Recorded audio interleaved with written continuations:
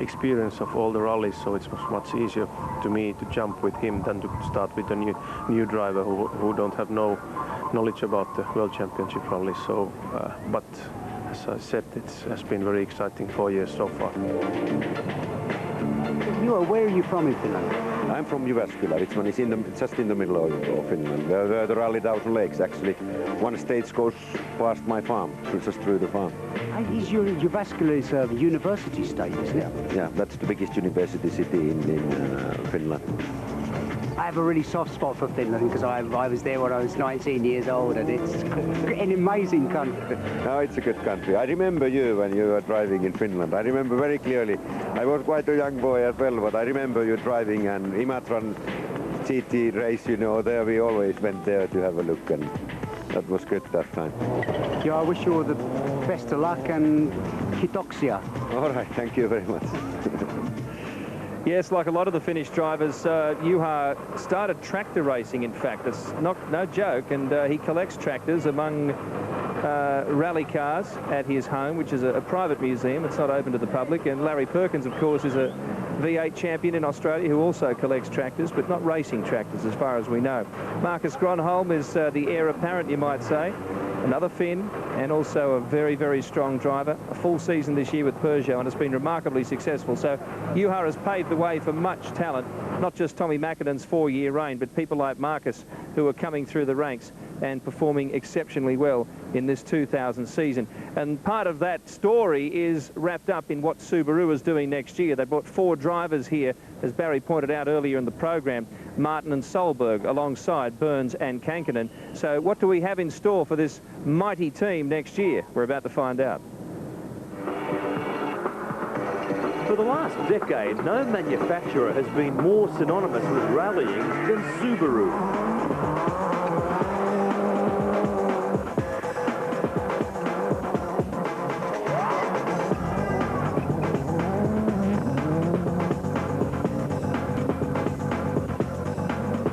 Motor racing aficionados have been in awe of Subaru's cutting-edge technology, which at the beginning of 2000 looked like making the World Rally Championship a one-horse race. But despite that start, somehow it all went wrong. Well, I think it's fairly obvious we got off to a good start mid-season, and the lead's been eaten away at. So now really it's our best hopes down to the Drivers' Championship, and Richardson, I think, in a fairly strong position. I don't want to stick my neck out too far, but got fingers crossed on that. Subaru entered the second half of the season with a commanding 23-point lead in the manufacturer's title and a 14-point lead in the driver's title.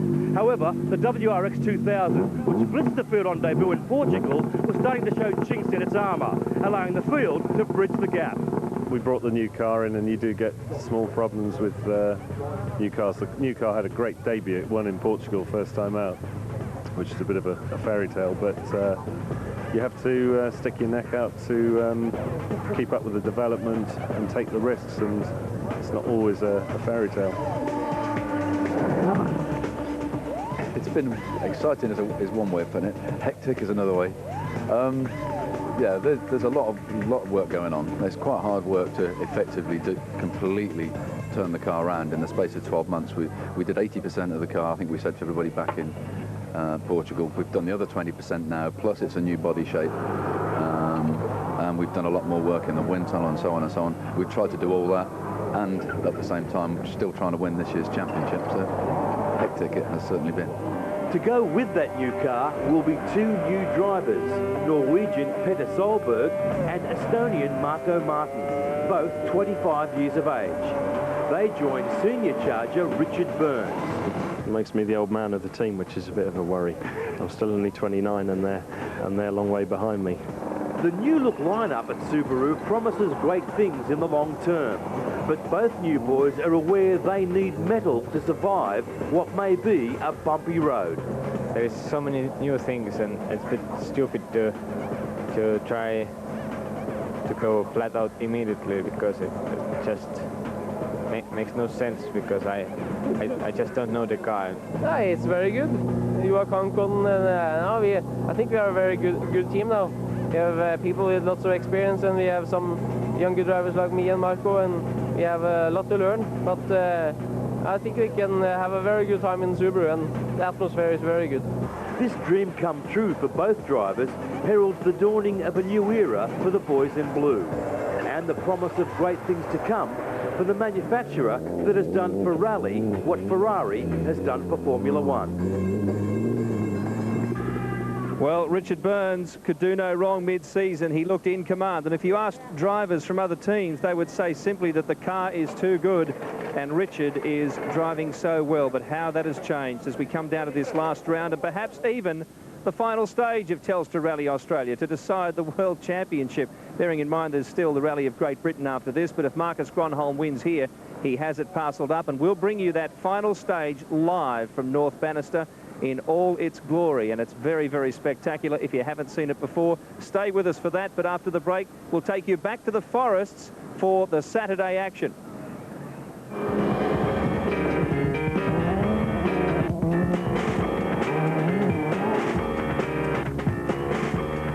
Hello, this is Petter Solberg from Subaru World Rally Team. You're watching Rally Australia on Channel 10.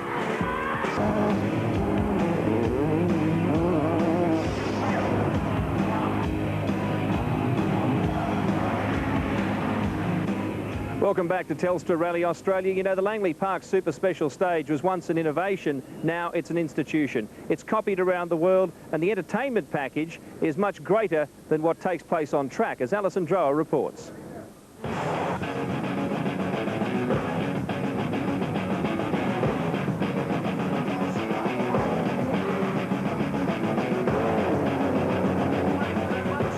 Langley Park by the shores of the Swan River, normally such a tranquil place, except for this weekend. And whether you're into rallying or not, this super stage of Rally Australia is proof the Wild Wild West still exists.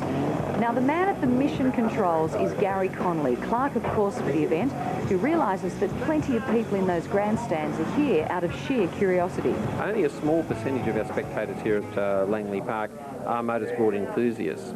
The majority of people come here because it's Perth's biggest motorsport event. It's West Australia's largest annual event. So Telstra Rally Australia plays a very important part in the West Australian culture, and people support it, which is great. What do you know about rally? Not too much. Well, if this rally wasn't here, no one would know what it is in this state. So this is great for this state. I really don't know much at all, actually, apart from the fact that it looks fairly exciting, and yeah, that's about it, really. Probably got to be a little bit crazy to get behind the wheel of a car, I should imagine. They are, trust me. I'd say they'd be very crazy, actually.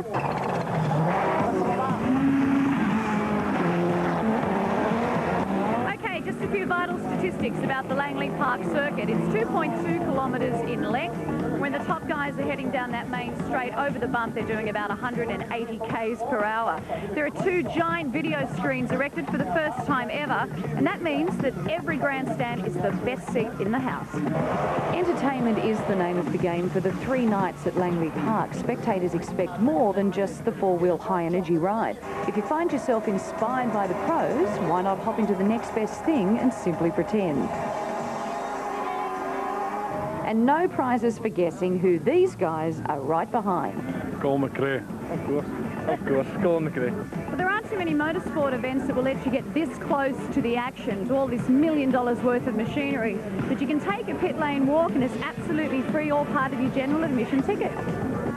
So even if you don't know how to spell Neal Bates or just want to see rally stars take a spin on something right out of the Jetsons, it all happens under the lights at Langley Park. Massive crowd support, particularly this year. It's always been well supported, Telstra Rally Australia. The people of Western Australia get right behind it. They're quite thick around the service parks and, of course, in the particular stages themselves. They pack up around the corners. Rally supported by millions of people around the world in various rallies. In fact, from the top of my head, Portugal this year, the actual crowd numbers closed a couple of stages because the drivers simply couldn't negotiate them with so many millions of people actually clogging the roads. Remarkable stuff. It's a big-time championship, multi-million-dollar championship, and it was on the line when they went to the forest once again on Saturday. Right from the start of Leg 2, there were only two strategies that could be played out. The first, a repeat of day one's jockeying for tactical placings, or someone could try to sprint away from the field. On stage one, Richard Burns and Marcus Gronholm both bolted. The pair were 20 seconds up on the pack, Burns in front. Recognising they'd gone too early, they backed off for the next stage. Gronholm second behind Tommi Mkinen and Burns in fourth. The set, however, had given Burns the outright rally lead ahead of overnight leader, teammate Juha Kankinen. There were some people who were saying you were a bit off the pace yesterday, but that wasn't the case, was it? That's for me to know and Richard to know, isn't it? Yeah. But no, I think we used yesterday deliberately to sort of settle in a little bit, and I think Richard's done that well. That's it, he's ready to go. Gronholm was now third behind the Subarus, and his boss was determined there was no advantage in moving further up so early. Would you ask Marcus today to try and open a lead, or would you hold back? No, not at all. I think that it's much more interesting for a potential winner not to be first on the road tomorrow again. It's a pity, but this is this specific type of rally which requires it. Possum Bourne was leading the Aussie battle, ninth outright and splitting the two Works Hyundais. Bourne's mission was to score valuable points in the Australian Manufacturers Championship. No, we beginning of the day, Manufacturers Championship was the important thing, so we were just a bit quieter than yesterday, just making sure we make it going fast, but no risk. Behind him in 11th place, Neal Bates was also amongst the internationals, but he was chasing a handling problem that had dropped him 2 minutes behind Vaughan. Your top 10, how realistic is it? It's probably touch and go. It depends, on the attrition this afternoon and tomorrow, and we'll just see how it goes. Richard Burns used the long and daunting Wellington Dam to make his big move. He's shattered the stage record by 3.8 seconds and beat Tommi Mkinen by almost 20. Gronholm was sixth, 33 seconds off Burns. The Finn's time, however, disguised a big effort which had come unstuck on more than one occasion. Yes, I was in one junction first. I went straight. I missed a note or something. It was stupid, so I lost time. Okay, then again I stalled the engine in one junction and we lost a lot of time. In overall results, Burns was now half a minute up on Mkinen and 40 seconds in front of Gronholm. The question was, would Richard continue his charge in the final three stages? Well, I have the option, It really depends on how Tommy goes in the next few stages. Tommy's team was calling for restraint, but it was not a view necessarily shared by the driver.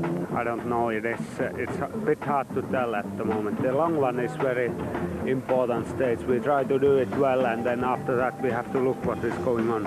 To take the risk of becoming the rally's overnight leader, teams were calculating a driver would need a clear 1 minute and 20-second advantage over the next competitor. With so little time remaining, it was to be a big ask. Tricks on the trails as the battle continues. After the break, we'll wrap up the Saturday story and introduce another world first here at Telstra Rally Australia, the Eye in the Sky. I am video yours. 4 meter. I am video yours. 4 meter. 4 meter. Work 10. Yes.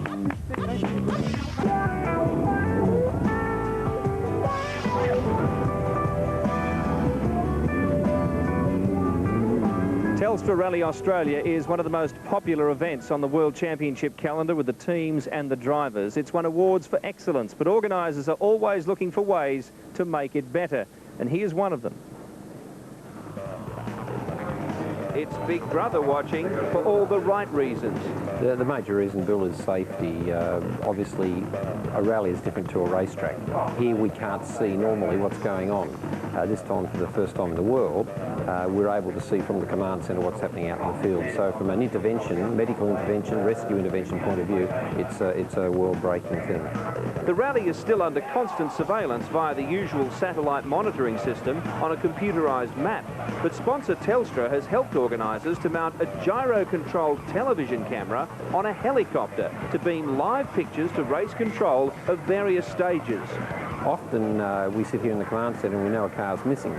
So always we assume the worst. We assume that the car's gone off and maybe the driver's been injured. The beauty of the eye in the sky is straight away we can get the helicopter there, they can shoot us vision and we can tell whether it's just a mechanical problem, the crew are out of the car, they're okay, or obviously if the car's upside down or badly damaged, we know to straight away send in the medical intervention team. Peter Solberg yesterday, we watched them for about 15 minutes trying to lift their car off a tree, but at least we knew they were okay. It was good entertainment, but also a good safety measure. So far, the eye in the sky has been more successful than expected, not just as a safety measure. To advance the experiment, organisers have placed a giant mobile screen in service parks where crowds and teams have gathered like never before. So I understand. Well, that's good because the service parks are becoming a more important part of the World Rally Championship. I think in years to come, we'll see corporate hospitality there, people going up, spending the day, having lunch, watching the teams service the cars, and then looking at vision like this on the big screen. It's going to be impossible to show people live all the rally all the time, but with digital television, I would envisage that maybe we could have 6 or 7 cameras in the air at any given time, with people using digital devices being able to select on their TVs at home which camera they want to look from. And the same here in the command centre, we'll be able to pick which chopper we want to take the vision from. Fleets of helicopters are expensive to run. However, Telstra Rally Australia has once again set a trend in World Championship coverage. Well, it is expensive, but then what's the value of a human life? As far as we're concerned, as long as we can afford it, we'll do it. And the eye in the sky was in action again, as were the drivers, as we return to the rally and the conclusion of the Saturday Forest stages.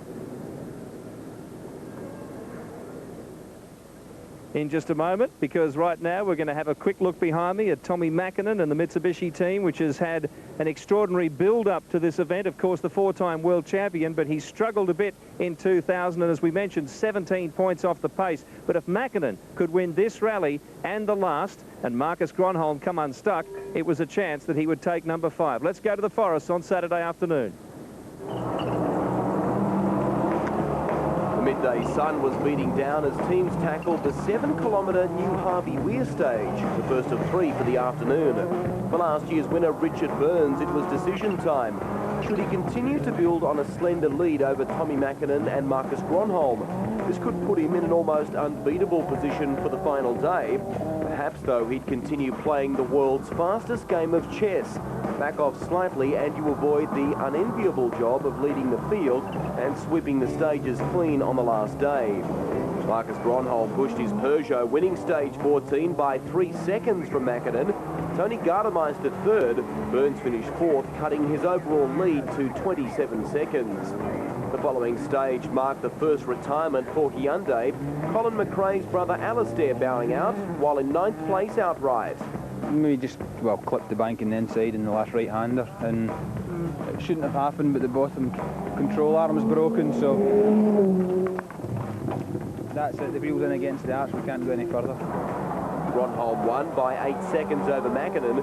Subaru pilot Burns finished 5th, 11 seconds behind Gronholm. Burns' overall lead now just 23 seconds. The stage was set for a thrilling finish on the last Forest run for the day.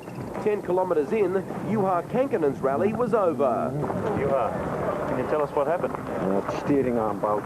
Would you tell us some? Quite a big one, but just a steering arm. When it comes to the wheel hub, it's just a nut. The disappointment of Alistair McRae's retirement was overshadowed by teammate Kenneth Eriksson on stage 16. He won by 10 seconds, giving Hyundai their 3rd stage victory of the year. Oh, good. The car has potential. Me as well. Sayat driver Didier Auriol emerged with the 2nd fastest time. Despite his pace, the Frenchman claimed he was struggling. Possible. I have nearly all the diff block, so I have nearly no control of the diff. It's the only way I can drive the car in the stage, so we fight a little bit with the car, a little bit nervous, but still okay, not too bad. The outright contenders failed to finish in the top 3.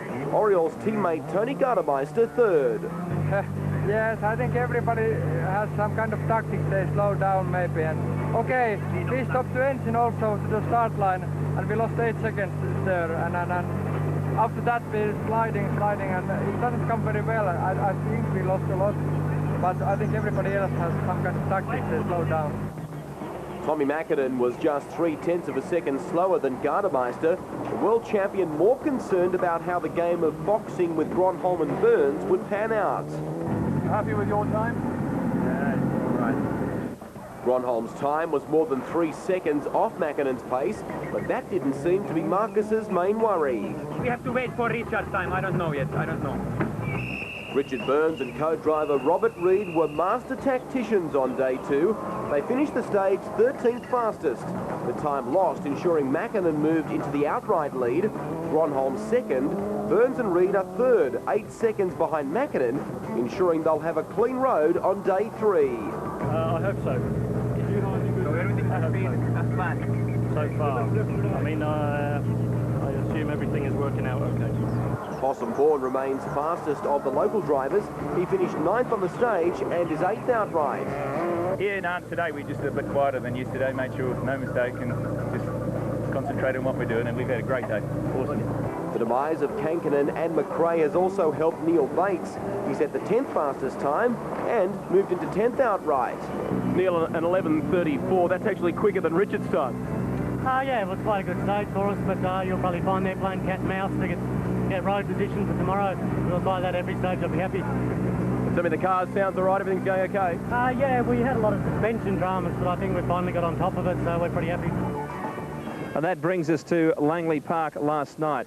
And a fascinating stage always, even though it did not dictate starting positions for the following day, which is probably a good thing. It still entices the drivers to go very, very hard. They don't want to make a big mistake on this stage because it could cost them the rally, but at the same time they can make up precious seconds, and at this time there were only a few precious seconds between the top drivers. The fans crammed into Langley Park for stage 17, and the local drivers gave them plenty to cheer about.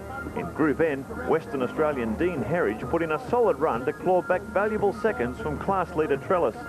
Fellow countryman Ed Ordinsky, though, was left searching for gears. Well, you know, very difficult run again. Third to fifth gear all day long, you know, it's been very frustrating, but the car's got remarkable torque, you know, it actually has pulled fifth gear okay up hills and things, but blunts the edge off the performance. Michael Guest was another Aussie battling with a troublesome transmission. Without 3 of his usual 6 gears, Guest gave it all he could, but the lack of cogs cost him valuable time. Didier Auriol was next out, and the Frenchman was on maximum attack.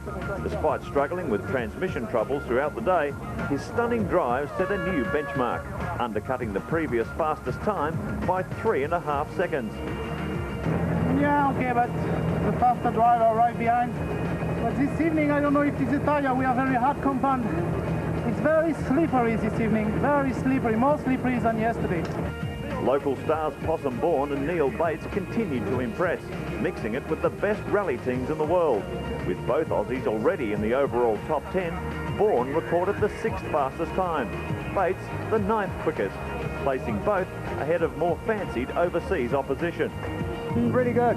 Yeah, no, we're pretty happy with that. But we had a lot of understeer. We got a few problems with the brakes, so only the fronts were braking properly, so it's a bit hard to get into the corners. With the track becoming more slippery by the second, it was Eriksson and Laukonen's turn. Eriksson's typically tidy run was good enough to claim the 4th quickest time, while Laukonen dropped crucial seconds, adding more woes to what was already a horror weekend for the Ford camp. The pressure was starting to show as the final 4 came out fighting. Mkinen struggled in the slick conditions to be only 11th fastest, while championship leader Gronholm survived a heart-stopping brush with a concrete wall to end up 5th. Yeah, Marcus, you gave us a scary moment there. I thought we thought you were going to really hit the wall hard. Yeah, it was quite close, but luckily we didn't hit anything, so... Ultimately, it was Richard Burns who claimed the stage with a superb effort in the Subaru. Pushed hard by Delacour's Peugeot, Burns' time of 1:33.7 under maximum pressure pulled back another second on Gronholm and sent a clear warning to his rivals, with only 4 stages remaining. The stage was set for an absorbing final day. To recap those positions, Mkinen, but look at the gap. 1.6, 4.2, and they are the 3 title contenders remaining. Extraordinary stuff. Possum Born up to 8th. Neal Bates in the top 10, but not too far away from Didier Auriol, putting him under pressure. And look at that battle for Group N. Gustavo, Trellis and Manfred Stoll heightening the war for that championship. Trellis really needs to finish quite a few points ahead of Stoll here to tighten it up for the final round. It's a great battle, and don't forget, the final stage is live right here on your home of motorsport. We'll be back with that and some very interesting special guests after this.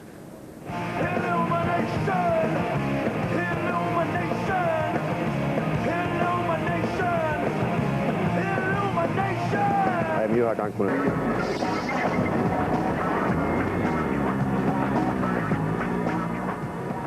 We're back at North Bannister for Telstra Rally Australia. Don't forget that live final stage is coming up, and before that we'll show you what happened in the 3 preceding stages today in this vital World Championship round.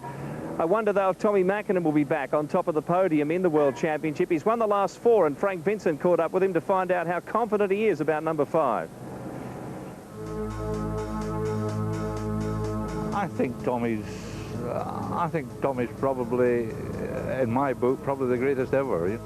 He's been the undisputed king of rally for 4 years, a driver of unbelievable skill and courage that at times has almost broken the spirit of his rivals. Well, I've no doubt about it. He's still the best driver. I mean, when Tommy's in the mood, I mean, there's nobody who will beat him. He's unbeatable. You know, certainly our car has probably not been as competitive this year as it's been in the past, but, you know, it's still there. He was third, he was on the podium in San Remo, and, you know, there's still a lot left in this car yet.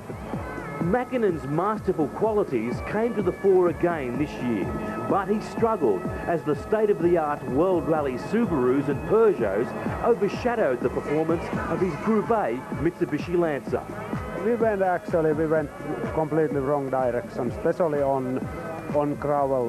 We went to wrong direction with our develop work with suspension, and I'm here to try to win. Is it possible? That is a bit difficult to say before. Even though it's still mathematically possible for Tommi Mkinen to win the World Championship, realistically his chances are negligible. And here at Rally Australia, he's showing no signs of throwing the towel in. This is where it all began for him back in 1996, and as far as he's concerned, the fight is still alive. It would be nice to do it that in that way, because we have been we have been very difficult here, and of course it would be very important also to thinking about beginning of new season and also UK. While 2000 may represent the end of his illustrious run at the top, it could also be the penultimate season of his driving career. Well, Tommy's contract finishes at the end of 2001. He did say at the time I made this contract with him that maybe he'd think about retiring. He's a farmer and he enjoys farming, and he would like to go back to the farm, but I have a feeling that if our car's good enough, and that's our target, to make a really good car for him, maybe he'll carry on for a year or two after that. Should the unthinkable happen and Mkinen is officially dethroned in Australia, the 34-year-old admits he'd like to see fellow Finn Marcus Gronholm continue the Scandinavian dominance. I heard your joke the other day. I think you said to Marcus, when are you coming round to my place to pick up the trophy? I'm getting a bit bored with it. Yeah, I would like to send it straight to him. It's been every year I have been carried back to Europe and then back to home again. Well, one man who knows all about winning World Championships. He won one with Colin McRae in 1995, one of the premier co-drivers in the World Championship. And we're pleased to have him with us as a special guest commentator under unusual circumstances, I might add. Welcome back, Derek Ringer. Thank you, Bill. And the reason you're here, of course, is because there was a little mishap on Recce earlier this week. You should be co-driving with Katsu Taguchi. Yes, that's right.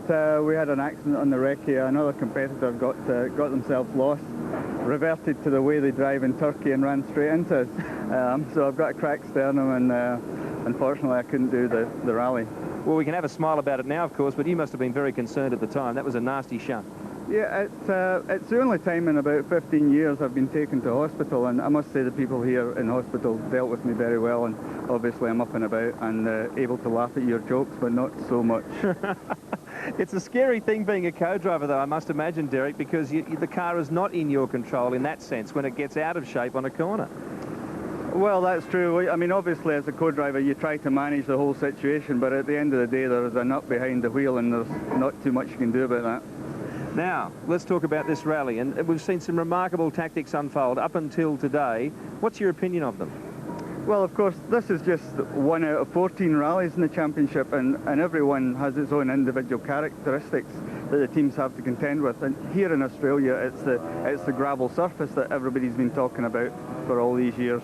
And basically, as everyone said, nobody wants to run on a dirty gravel surface, so tactics come into play very much. And at the end of the day, what we've seen, I think, for the final few stages is a setup where we're going to have a really competitive last day. The tactics, nobody likes to be performing under these situations. Everybody really likes to drive flat out, but you have to get yourself in a position where, come the final shootout, you can do that. Well, in fairness to the drivers and co-drivers, a lot of these decisions are made by the team bosses, aren't they? Well, that's very true. I mean, the team bosses have got a lot to do here, and it's a continually changing situation. They've really got to be on their toes. There's been some very good calls. There's been some fairly average calls. And, of course, between teammates as well, there are calls made. I mean, earlier this year when team orders were employed by Ford between Carlos Sainz and Colin McRae, when Carlos had to give way to Colin in the Acropolis rally, he wasn't too happy about that, and as it turns out, they went into this rally equal on points. There are many such incidents throughout the course of the season. Well, that's very true. Obviously, it is a team sport as far as the Manufacturers' Championship's concerned, but drivers don't quite see it like that, understandably. And when team orders are imposed, it's usually not the most pleasant circumstances. Now, we look forward to having you as co-commentator on the televised stage this afternoon. But one quick question before we let you go, and that is, who do you expect to come through on the final day? I mean, Mkinen's on the charge, so they're all supposedly going flat out at this stage. I couldn't make that call. If Colin was still in the rally for the final stage, I'll always bet with him, and he's never let me down. I've lost a lot of money. Well done, Derek Ringer, and we really look forward to having you with us later on this afternoon. Thanks for your time. Thank you. Derek Ringer, 1995 world champion with Colin McRae, and of course after the incident earlier this week where he had his sternum cracked by that nasty crash, Derek knows better than anybody how important it is to be fit, to be a co-driver or particularly a driver in the World Championship. Alison Drower takes a closer look at the levels these men have to achieve with their physical endurance.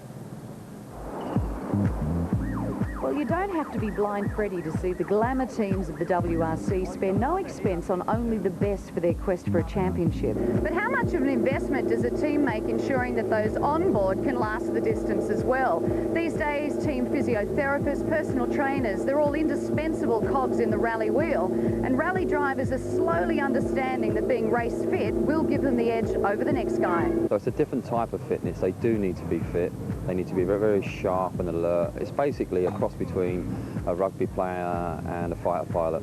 That's the kind of fitness skills that I like to sort of bring into this. So you've got to have sharp reaction times, and you've got to be very, very strong. And like what happened to Colin in Corsica, I'd say that saved his life because how physically strong he is. Just like a mechanic's job is to keep the engine well tuned, a team physio is also ironing out the kinks and sore points usually reserved for the neck and the lower back. The G-force factor from a rally car in full flight can be the equivalent of a jumbo jet takeoff, and there's often little recovery time between rallies should somebody take a hard hit. Alistair mainly complains of neck and shoulder problems. Physically he's very fit. He does a lot of cycling, lots of motorcycling, water skiing, lots of outdoor pursuits, but he often complains of neck problems. So if he comes to me after the stage or whatever and he's a bit sore, I know automatically what it is, and I'll do some manipulation on his neck, do some deep massage to relax him, because relaxing is actually very important for them. They're so hyped up during the day that for them to calm down and get a good night's sleep, it's important for them to be relaxed going to bed. I had a very bad accident last year in Kenya where I broke 2 vertebrae in my neck and 3 in my back. But after a few months, everything was going back okay, and still now we have no problems with it. So I hope it will stay. I think people underestimate what a rally driver does, because they think the car is doing everything and that you only have to push on the throttle and the brakes, but it's more than that, a lot more, I think. Earlier this week, Mitsubishi Rally Art driver Freddie Loix enjoyed a bird's eye view of Perth. Freddie shooting the breeze, while teammate Tommi Mkinen showed off his skills on 8 wheels as opposed to his usual 4. The Flying Finn confessing that he's more into fun than fitness and really should be more disciplined. We need to have a good enough to keep, because normally rally is quite, it's 3 days. We have to concentrate those 3 days very carefully, and of course it is some rallies, they are also physically very hard. Temperature inside the car can goes up to 70 degrees some rallies. It's very hard work. But Rallyard co-driver Sven Smeets found it all pretty hard work, clearly more at home in the passenger seat. Tarmac probably not his favourite surface.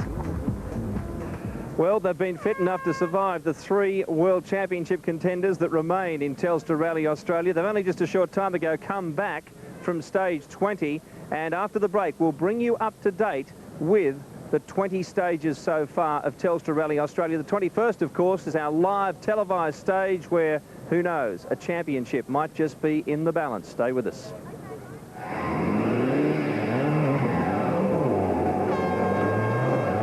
Hi, I'm Bond, James Bond, and I'm watching... Oh, sorry, North Africa. Hi, I'm Luis Moya, and I'm watching Telstra Rally Australia, Channel 10.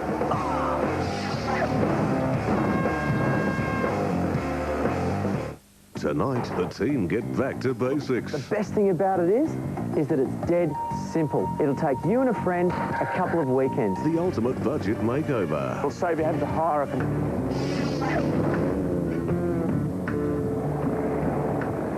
Welcome back to Telstra Rally Australia. You know, Proton have been great supporters of rally. They ran a one-make series in the National Championship, and the winner of that series, Ashley James, has won the right to compete with the world's best in the Rally of Great Britain in the final round a couple of weeks from now.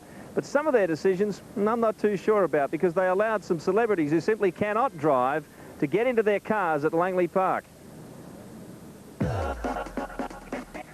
I want another go. I'm frustrated, but hey, it's okay. Got a taste for it. I didn't exactly. Now I'm hungry. So car number 1, Tanya Doko, in fact, has been very careful going over there. And Motorsport can be dangerous, and when about 10 VIPs or celebs find themselves behind the wheel, waiting for the green at Langley, motorsport can be a whole new ball game. Just ask AFL star Guy McKenna. Can you liken anything that you know on the football field to what you have just done on a racetrack? Oh, I suppose trying to cut off Tony Lockett on the lead. Yeah, it's pretty hairy, and that's right. This is right up there with it. It's sort of you're semi in control of what you're doing, but you're uncontrollable, if you know what I mean. now these cars have copped the caning, but I think the celebrities are going to give them an even bigger workout now as Guy McKenna finds the dirt. The Proton Satria GTI is a very cool little car. They have modified it a little bit for the celebrity event. They've got the roll cage in for safety, of course, and they've twigged the exhaust for a little bit of extra room. But as far as the suspension goes, over those bumps, it is definitely a great road car. Well, there's lots of concrete barriers out there, and if they get it wrong, they're going to hit them hard. And the jumps particularly are really savage on this track this year round, and we did ask them to back off a bit, yep. They didn't all do it, however. Two of our celebs won't mind us saying that they were absolute fish out of water. Olympic relay gold medalist Todd Pearson. Oh, I don't know. I was that nervous before the event, probably more nervous than my races at the games. So, oh, get out of here, really? Oh, yeah. Well, at least with swimming, I have a fair idea what I'm about to do, but motor racing, oh, it's very new, very new. And swim teammate Bill Kirby. And it scared the life out of me. It really did. Over those jumps, especially over those first two little hops. I thought it was going to be nice and smooth on the other side. Seeing dust flying up, and I almost chipped my teeth, I think, when I hit the bottom. It was great fun, though. This is Bill Kirby and James Roche. James Roche on the city side. Look, a bit of a hard landing there. Bill Kirby's got away with the best start. When the big guns of rally hit Langley Park's main straight, they're averaging about 150 Ks. When Network 10 Live This host Liam McLeod lines up. Well, I think I was doing about 35. Get the air, darling. I got air on the big one. I actually made a point of getting air on the big one. I had to get air somewhere because I definitely didn't get it anywhere else. There was air going in the car, the air conditioning was on. Not surprisingly, Leah adjourned to the Network 10 corporate tent soon after. And now we were down to the wire. Fremantle Dockers star Sean McManus in the final duel against Olympic hockey star Damon Deletti. It's all happening here as they come down with 100 metres to go to take the checkered flag. It's going to be a big win there for McManus. Ladies and gentlemen, put your hands together. And also a fine drive there from Deletti. do you think won it for you? I just went through absolutely everything. I didn't care if I crashed, I'm just going for it. That was great.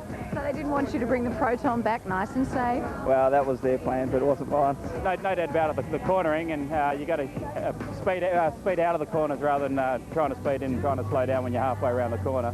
I think that's a theory that maybe I should have thought about while I was racing and not afterwards, but had a great time.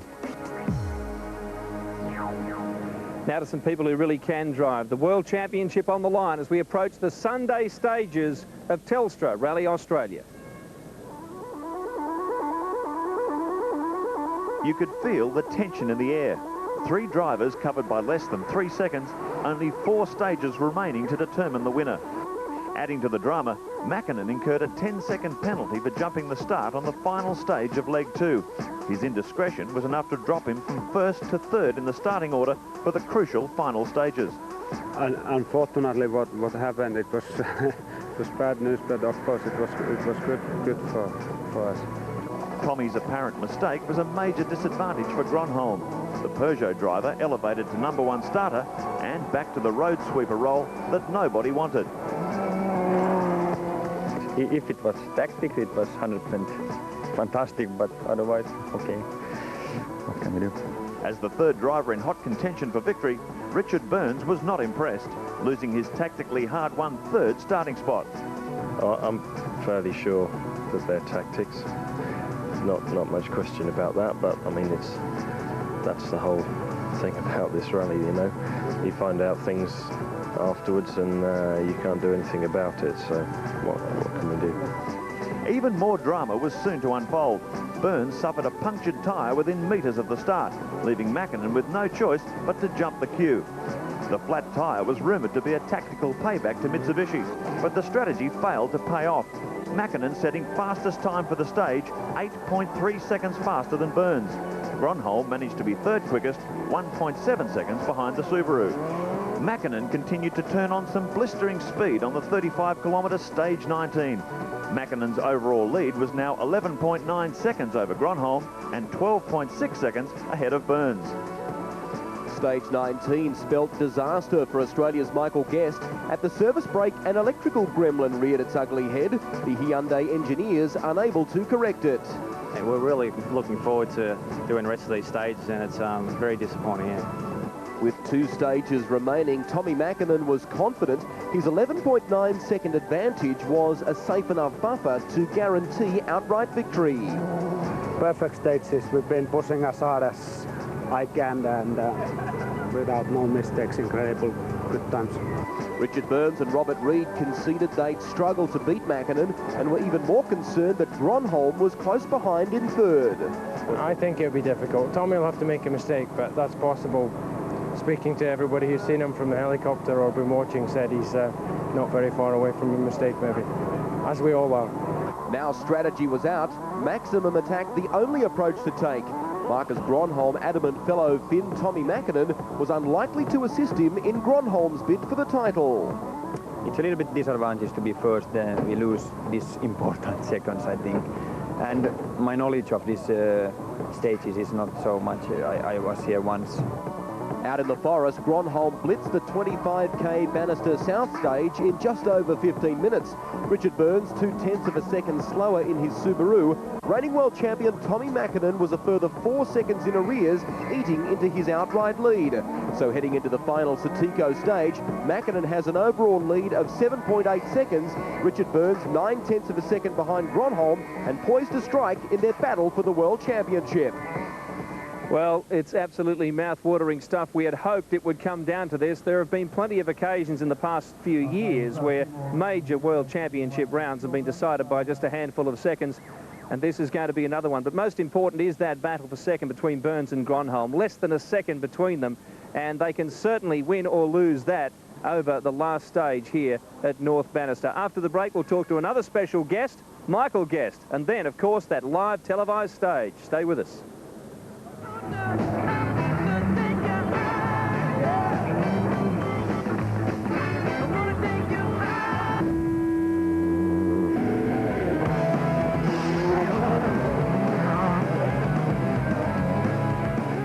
Welcome back to Telstra Rally Australia. Well, he would have been in the top 15 runoff that will ultimately decide this rally in just a few minutes from now, in fact. But at the moment, he's up here talking to us about what went wrong. Welcome and commiserations to Michael Guest. Thanks, Bill. Just one of those disappointing moments that I guess your career just unfolds in different ways, and this is one of the ones that I'd rather forget. It's been a great rally for you in many ways because you've overcome other mechanical problems to get this far. No brakes the first day. We had a bit of an off on Langley Park the first night, which was a little bit embarrassing on my behalf. And yesterday we broke a gearbox in Murray Pine, so it's been a tough rally. The car's hung in there the whole way. We had to drive all the way back to Perth yesterday, stuck in third gear at 5,500 RPM. And it survived that, and we deserved to finish today, and it's very disappointing, not just for me, but for the team as well, not to finish today. The crew must be pretty devastated at this time.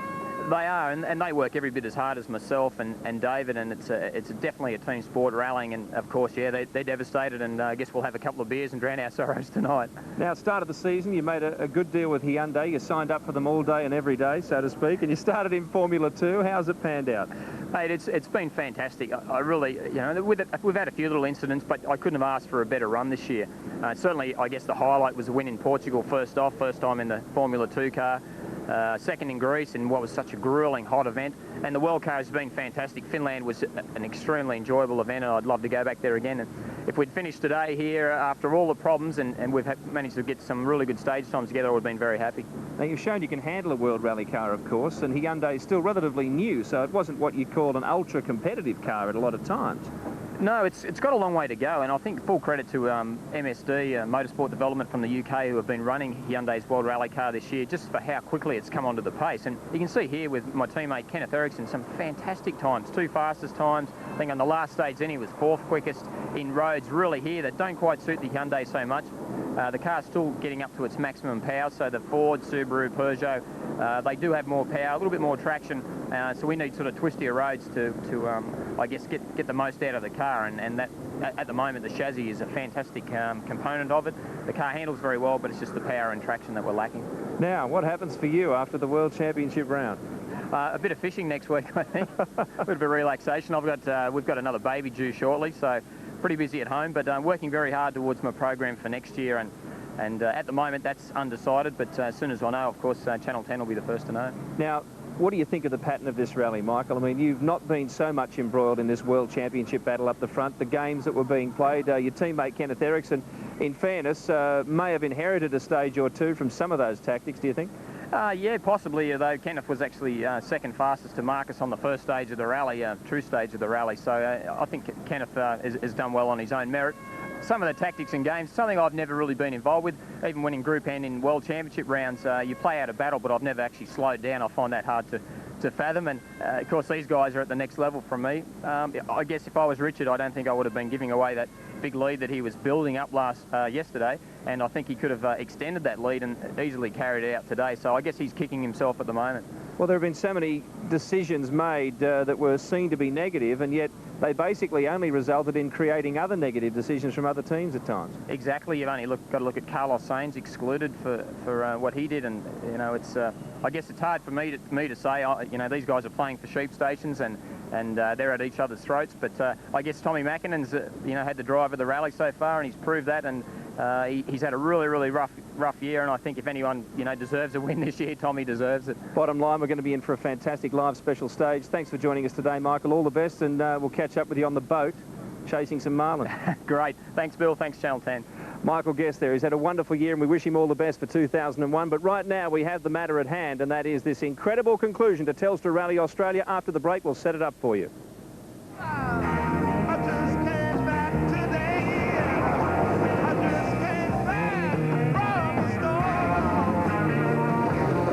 Hello, I'm Markus Grönholm from Peugeot Sport. You are watching Rally Australia on Channel 10.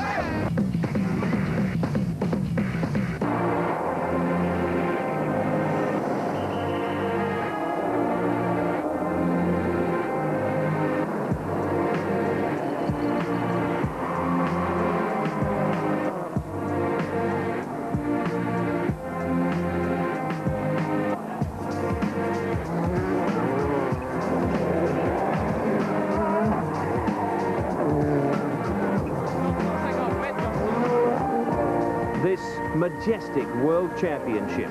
Violent, intoxicating, demanding a masterful combination of skill and strength from driver and co-driver. Man challenges machine. Machine pushes man to the brink of his endurance. 12 rounds in 11 months. Sliding on Sweden's snow, negotiating the masses in Portugal, swerving through Kenya's crippling terrain, enduring the torture of Greece. After blazing thousands of competitive kilometres across the world, an entirely new challenge, the marvellous marvels of Perth. A rookie championship leader, just one of 5 title contenders, facing the unknown, waiting for one of those moments on which reputations are made.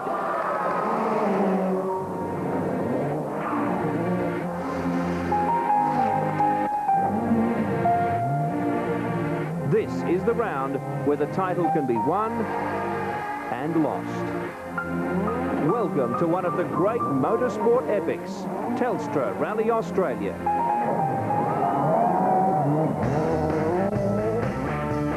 And welcome back to the commentary box. John Smales with Derek Ringer for what is an extraordinary conclusion to this event, and an innovation as well, John Smales, to have a final stage televised like this live. And we have a world championship in the balance in the making. It's remarkable stuff. Firstly, televising the stage live is something that the World Rally Championship has wanted for a long time. They want to bring rallying into the living room, and this is the way to go to do it. This Sotogo stage is one of the most amazing stages, short stages, in rallying. It involves huge jumps. It involves water splashes. It's the sort of stage where the Rally Championship could be won, it could come undone. And of course, we've got 3 contenders for the World Championship still left in this amazing Telstra Rally Australia. Now, earlier, Carlos Sainz took us through this vital final stage. Let's hear what he has to say. So here we are, the start of the last stage of Telstra Rally of Australia. It's a TV stage, very short, but obviously an important stage because it is the last one, and hopefully I will be in a good position when I'm reaching this point. Today what we are going to see is this last stage. It's very short. Normally everything will be decided, but it will be exciting to watch. So here we are. This is the first bend down there. This is a flat crest, which all the way through the start up to here, it's flat out until that braking point down there, which is obviously important. It's the first time we are going to brake. And the stage is so short that we have to make sure we are arriving flat out from the start, from the beginning, and we have to make sure we are braking very well. That bend at the end, it's a 3rd gear bend. You can cut a little bit in the inside. The most important thing is a good start and a good braking point in the first bend. Okay, here we are, under my opinion, in the most difficult and important bend probably in this stage, one of the most important. We are coming after the first braking point. We have the right hand, which we are taking in 3rd gear, as we said. Then we are coming all the way here, flat in 5th gear. Before we approach this bend, there is a crest, so we don't see the end of the bend, which is tightened in these 2 white posts. So it is a 5th gear bend. You have to do a little bit late because it tights. And then it is very important because we have all the acceleration until the next junction. So the next bend there is flat. We go 6th gear, all the straight, and hard braking into the junction. That's why it's so important. We need to reach the maximum speed here. After we came out from that very important corner in 5th gear, we have acceleration and we come into this right hand, which is flat out, a little bit long, tightness at the end. But I think we can do it flat, especially if somebody is cleaning a little bit of these small stones, which are really, really very slippery. Very important bend, again, you can do it flat out if you have a correct line, and then you have the long straight, braking into the right-hand junction in 2nd gear. We are in the junction at the moment. The junction, one of the slowest place in this Mickey Mouse stage, in this TV stage. We have the long straight, the very important bend. Here we have a hard braking. The most important thing is have a good braking, late braking, and then accelerate through the junction. We can use a little bit that bank here on the left, and then we start to approach the difficult part of the jumps and the crossing river, which is with this junction, the slowest part of the stage.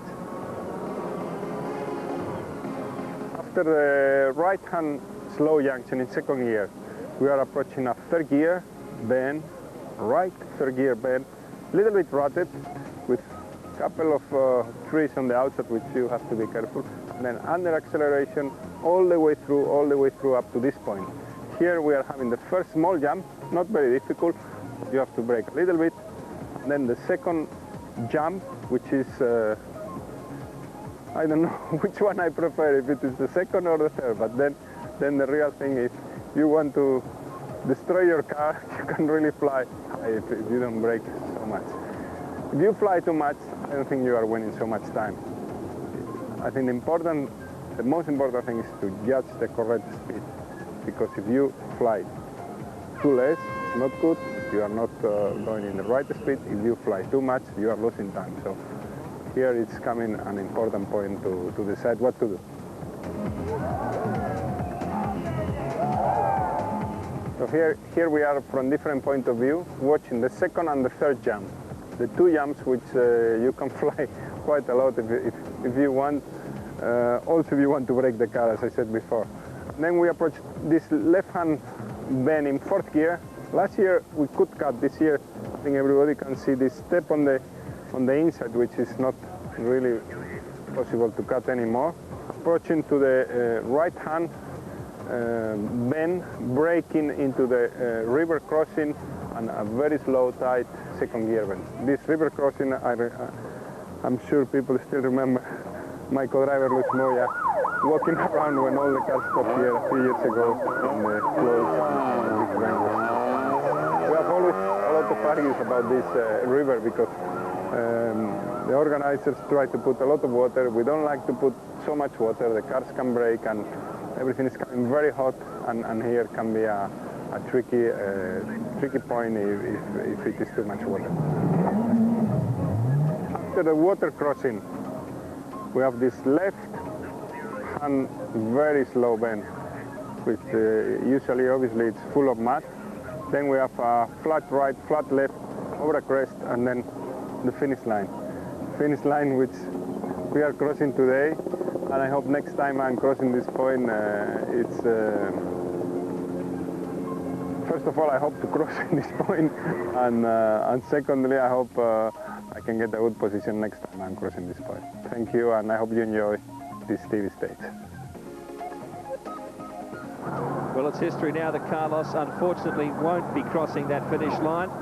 As they clear the course now, we get to Mark Osler, who's on the start line. A lot of tension there. Oh, there sure is, Bill. Tremendous atmosphere down here. You can see the cars lining up ready for the special stage. 15 cars, and it's going to be the most important 2,730 metres they've ever driven. For a lot of these guys, should be a thriller. Well, John Smales, you might want to explain what's happening here with the 00 car coming through, just to make sure everyone's out of the way for what could be a World Championship decider. As we see the 00 car come down through the very famous Satico jumps, in fact, Bill, and you won't see this one jumping too high, I'd guess. The 00 car is used to clear the course to make sure everything is in readiness. Then there's a 0 car. Barry Sheen is at the finish line. I'm really looking forward to it. It's so close between Gorham and Bernsey, and it's very spectacular course. And when you look at it, how the time involved in it, it's only going to be a fraction of a second that's going to make the difference. The old Western Australian wave we're doing here. Yeah, I'm really looking forward to it. Certainly that water jump, where a couple of cars have become a little bogged in recent years, could be at least a second for the contenders, and the dust is settling, but that little patch of water there could be decisive, or perhaps a slip up on one of those corners that Carlos Sainz has just taken us through. After the break, we'll bring you the action from the final stage of Telstra Rally Australia.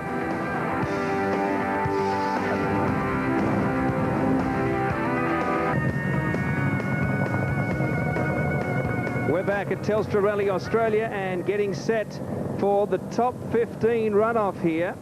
And car 26 sitting there ready to go is the Subaru of Toshihiro Arai. from Japan. Co-driver is Australia's Roger Freeman. And it has been a remarkable effort, John Smales, for this car to get through in the top 15 of this absorbing round of the World Championship. A very good effort from Toshi, yeah. Remember that Toshi won the production car title here, or rather the production car round here at last year's Telstra Rally Australia. He's a man who very much likes this event. We'll run through the top 15 for you now. And it is Toshi Arai with Roger Freeman first up. This is 15th through to 1st. This is the positions in the rally at the moment, and we're running in reverse order.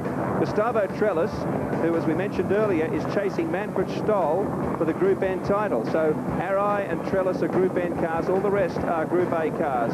From Gardemeister in 7th position through to the real battle. Burns there in 3rd, Gronholm, and then Tommi Mkinen. If Tommy wins Telstra Rally Australia, which he needed to do to stay alive in the championship, the fact that Gronholm is still close to him will pretty much nullify his chances of making it number 5. So Gronholm, by just finishing, will keep Tommy out of the picture, but the Burns-Gronholm battle for the championship is still alive as we get set. Toshi Arai inside 30 seconds, now inside 15 to start here in the final round at Satiko.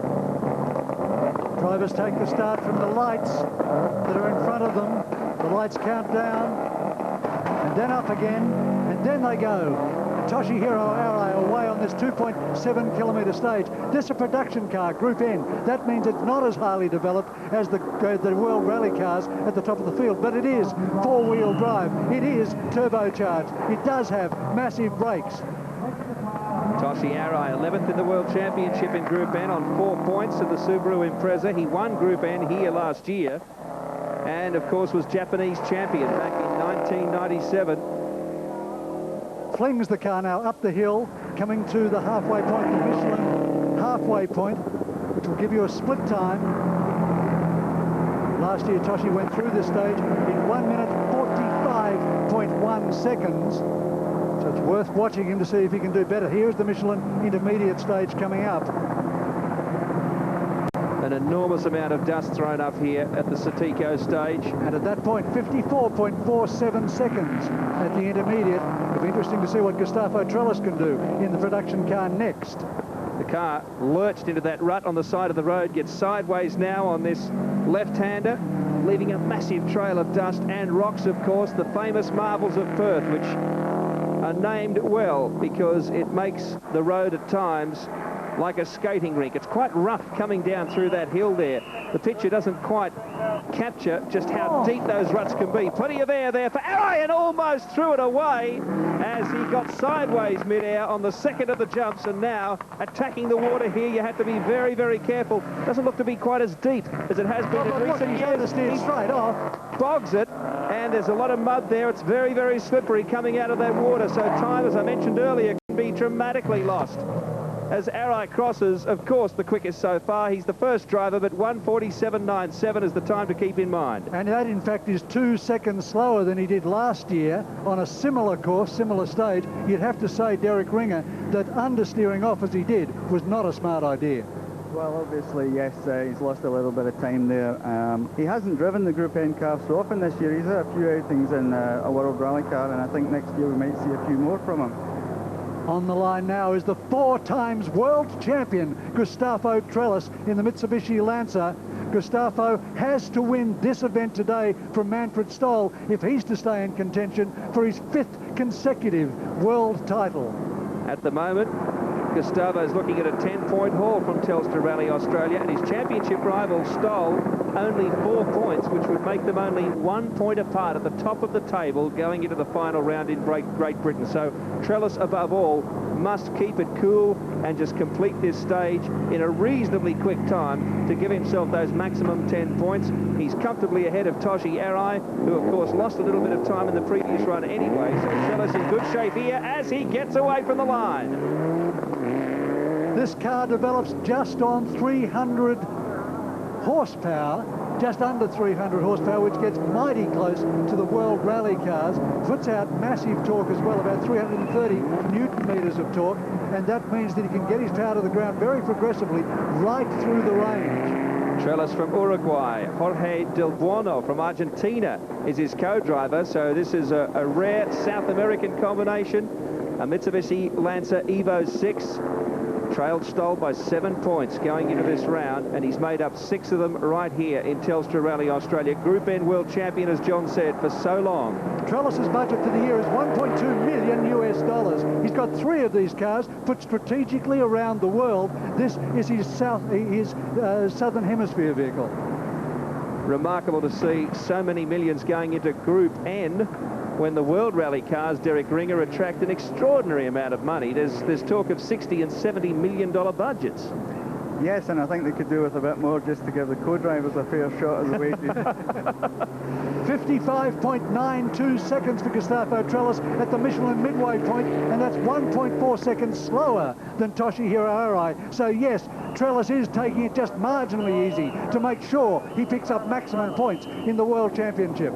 He can afford to, as you can tell by the lack of air, you might say, as he runs down those rutted roads and heads toward the last bit of water where he would like to do anything but stall or overcook it. Very conservative through there. It gets terribly muddy the more cars throw water over that exit.